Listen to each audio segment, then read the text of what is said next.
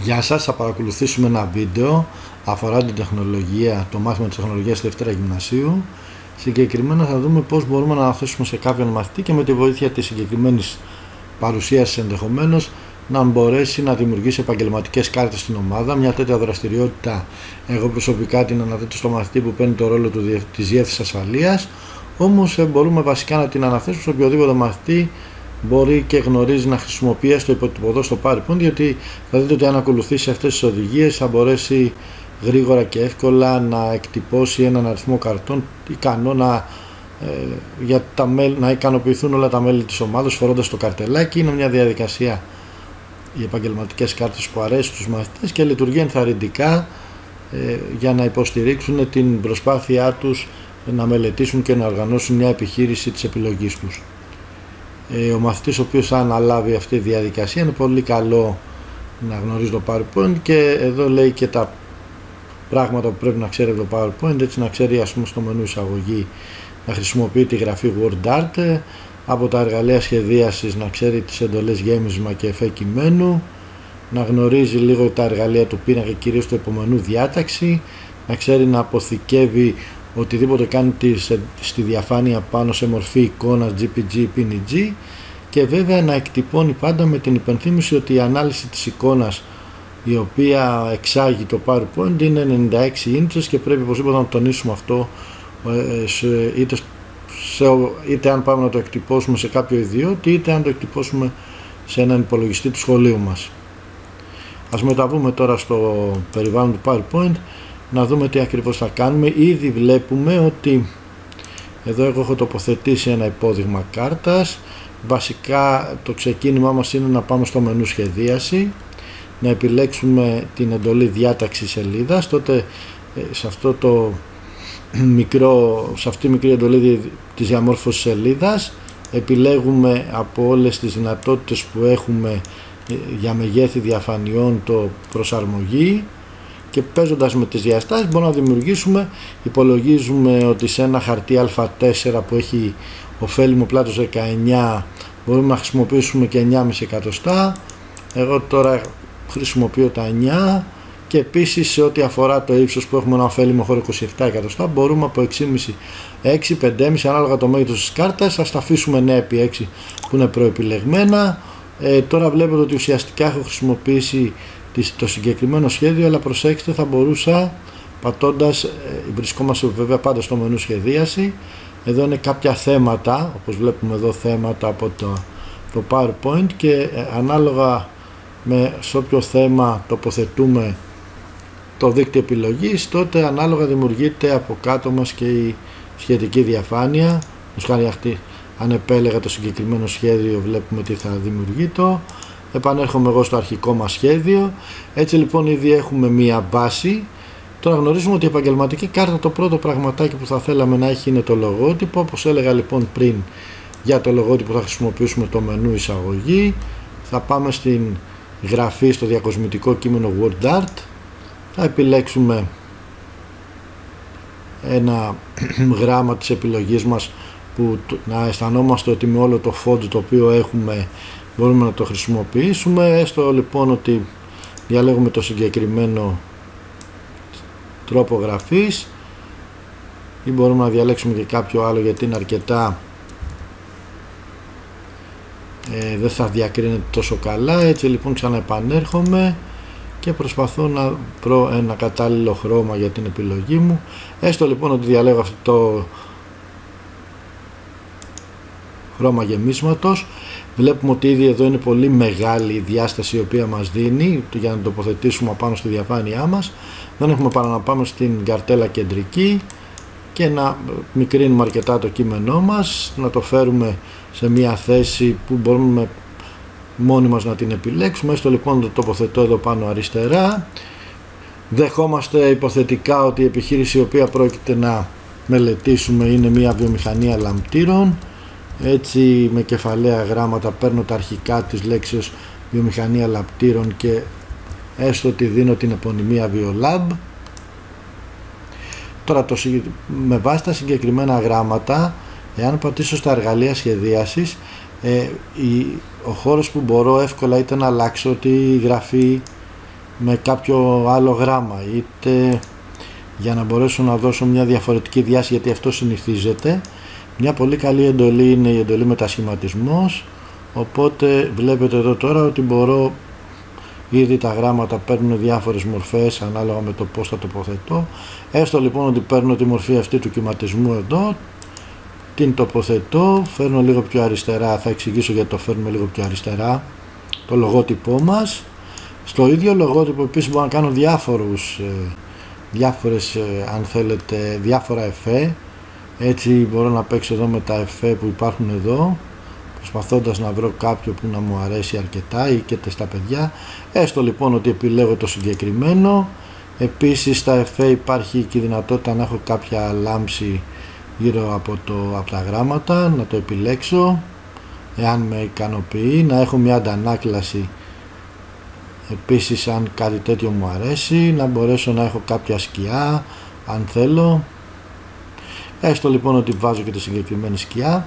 Τώρα ήδη λοιπόν έχω τοποθετήσει στην κάρτα μου το λογότυπο της επιχείρησης που μελετάμε.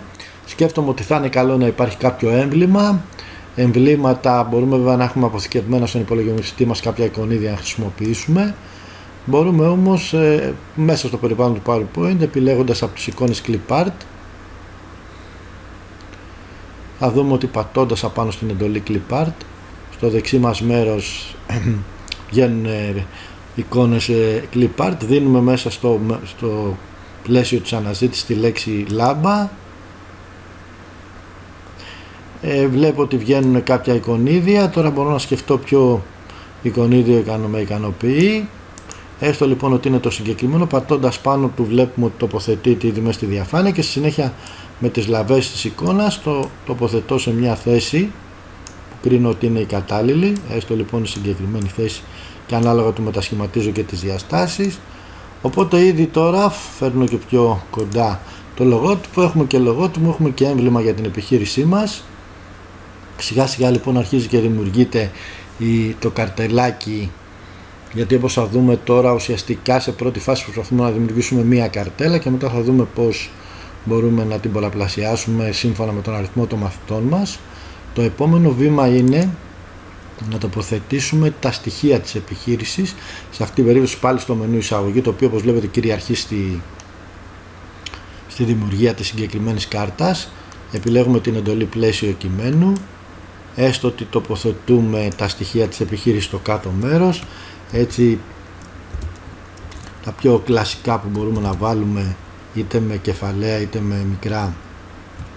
Τη στιγμή έχω ήδη ένα καρτελάκι, εκείνο που απομένει βέβαια είναι να τοποθετήσω εδώ τα στοιχεία του μαθητή και το τμήμα στο οποίο είναι υπεύθυνος.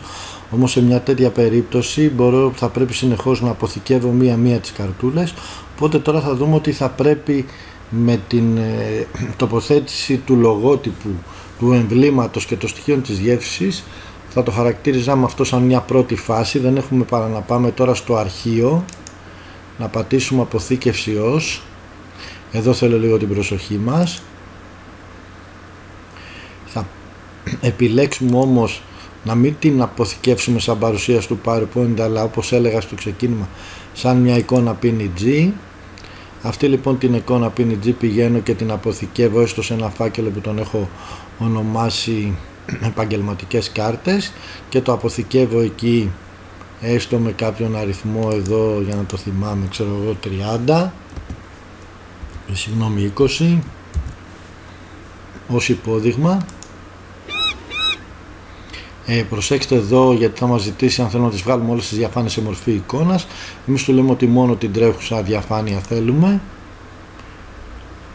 Τώρα η δεύτερη φάση προβλέπει τα εξής. Θα πρέπει να μεταβούμε σε μια άλλη παρουσίαση, στην οποία τώρα προσέξτε τι θα κάνουμε. Θα πρέπει η διαφάνεια η οποία θα δημιουργήσουμε, μικραίνω λίγο για να τη βλέπουμε, να έχει τη διάσταση του α4. Έτσι εδώ στη διάταξη σελίδος, πολλές φορές το PowerPoint γράφει εδώ μεν 210 επί 297 χιλιοστά, όμως αν το πατήσετε θα δείτε ότι δεν έχει το ωφέλιμο πλάτος. Εμείς θα το κάνουμε κανονικά 21 που είναι το πλάτος ενός χαρτιού α4 και επίσης 29,7 το ύψος.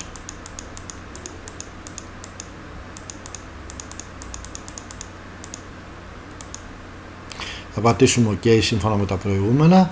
Τώρα επίσης από το μενού εισαγωγή σκέφτομαι ότι στις διαστάσεις 9x6 ενδεχομένως μέσα στο χώρο αυτόν που μπορούμε να εκτυπώσουμε μια σελίδα α4 για να υποφεληθούμε από τις δυνατότητες εκτύπωσης που έχουμε, θα εισάγουμε ένα πίνακα ο οποίος να έχει 8 κελιά, 2 στήλες 4 γραμμές. Όταν τοποθετούμε, βέβαια τώρα εδώ οι διαστάσεις δεν είναι 6 με 9, προσέξτε τι κάνουμε, επιλέγουμε όλο τον πίνακα, πηγαίνουμε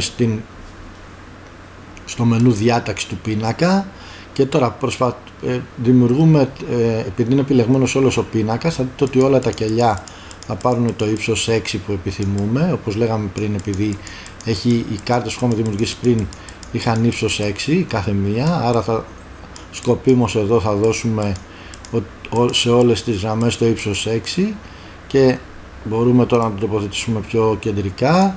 Και επίσης το πλάτος ήταν 9 αν θυμόμαστε πριν στις κάρτες που δημιουργήσαμε, άρα θα κάνουμε και εδώ 9. Τώρα μικραίνουμε λίγο το zoom για να μπορέσουμε να βλέπουμε τη θέση που έχει ο πίνακας. Θα το τοποθετήσουμε λίγο ώστε να έχει παντού περιθώρια, γιατί χρειάζεται να υπάρχουν περιθώρια στην εκτύπωση. Έτσι τώρα έχουμε 8 θέσεις και θα δούμε τώρα πως, έχοντας επιλεγμένο τον πίνακα, μπορούμε να φέρουμε την εικόνα που είχαμε δημιουργήσει στην πρώτη φάση μέσα και στα 8 κελιά. Έτσι επιλέγουμε λοιπόν όλο τον πίνακα, πηγαίνουμε και πατάμε στα εργαλεία πίνακα.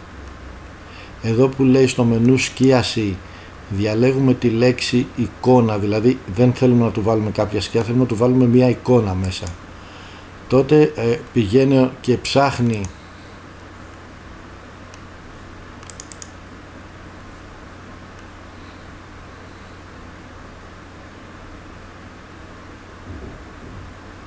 ψάχνει στο σχετικό μας φάκελο λοιπόν, μετά την εντολή αυτή, τον υπολογιστή μας δηλαδή. Εμείς θυμόμαστε ότι το υπόδειγμα ήταν η εικόνα 20, πατάμε λοιπόν στην εικόνα 20 πάνω και τώρα βλέπουμε ότι, τώρα θα μεγαλώσουμε το zoom να δείτε ότι τοποθετήθηκαν και στα 8 κελιά που είχε ο πίνακας, τοποθετήθηκε η εικόνα που είχαμε δημιουργήσει στο ξεκίνημα. Τώρα επειδή εμείς πολλές φορές χρειάζεται, θα έχουμε περισσότερο σίγουρα από 8 μαθητές, αφού αυτό απαιτείται σύμφωνα με τις οδηγίες, θα πατήσουμε πάνω στη διαφάνεια, θα πατήσουμε αναπαραγωγή διαφάνειας και θα δούμε ότι βγήκε και άλλη μια οχτάδα από κάρτες από κάτω και έτσι αυτή τη στιγμή θα δούμε πόσες από αυτές χρειάζεται να χρησιμοποιήσουμε.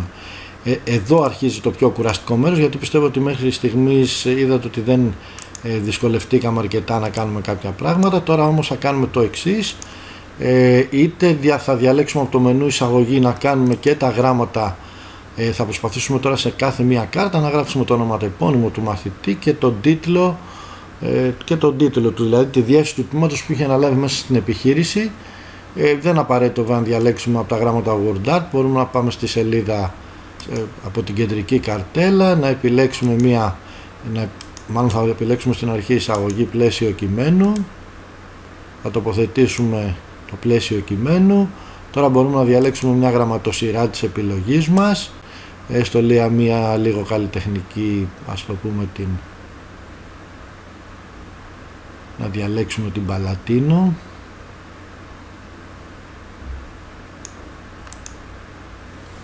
Εδώ λοιπόν θα γράψουμε, μπορούμε να γράψουμε, καλό είναι να γράψουμε μάλλον το ονοματεπώνυμο του μαθητή, το γυρίσουμε στα ελληνικά.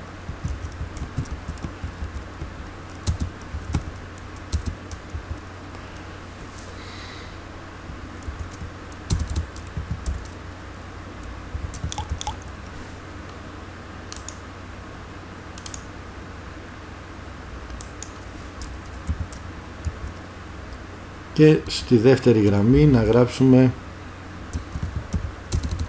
έστω με κεφαλαία, διεύθυνση, ποια διεύθυνση του τμήματος έχει αναλάβει ο συγκεκριμένος μαθητής.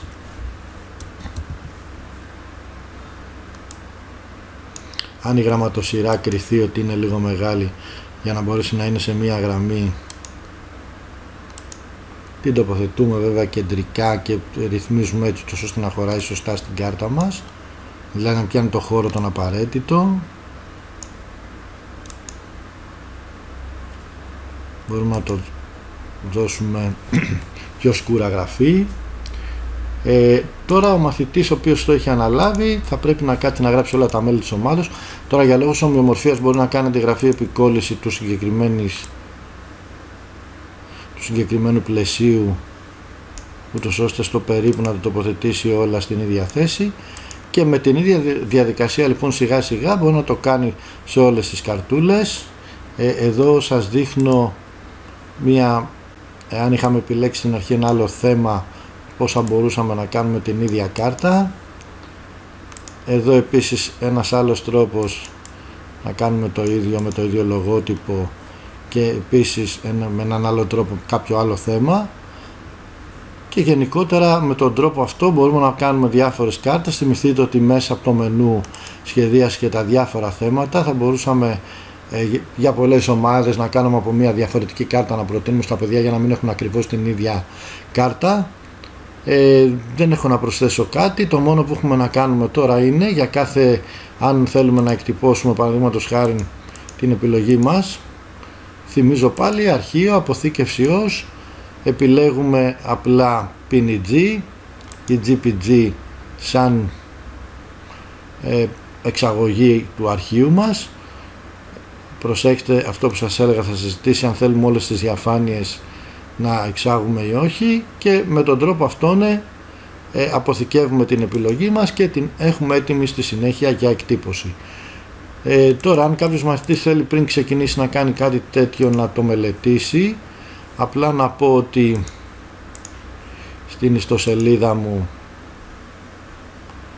στο μενού των κατασκευών, δηλαδή θα χρειαστεί να πάμε κατασκευές β' τάξης για το σχολικό έτος 14-15. Βέβαια αν σύντομα θα δημιουργήσω και ένα μενού για 14-16. Βρισκόμαστε σε αυτό το μενού λοιπόν 14-15 στις κατασκευές, και στο συγκεκριμένο αρχείο εδώ υπάρχει σε αρχείο Word αυτή τη φορά, πολύ επεξηγηματικό, θα το δούμε σε λίγο, ένας άλλος τρόπος ούτως ώστε να μπορέσει να κάνει αυτή τη διαδικασία που είδαμε πριν.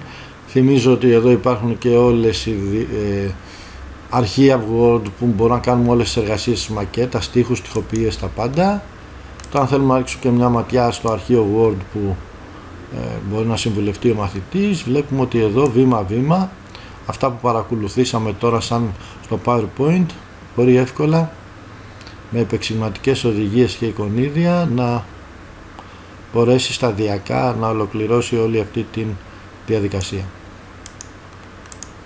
Δεν έχω κάτι άλλο να προσθέσω, να σας ευχαριστήσω για μια ακόμη φορά που παρακολουθήσατε το βίντεο και να ευχηθώ και στο μαθητή όπως αναλάβει αυτή τη διαδικασία καλή επιτυχία.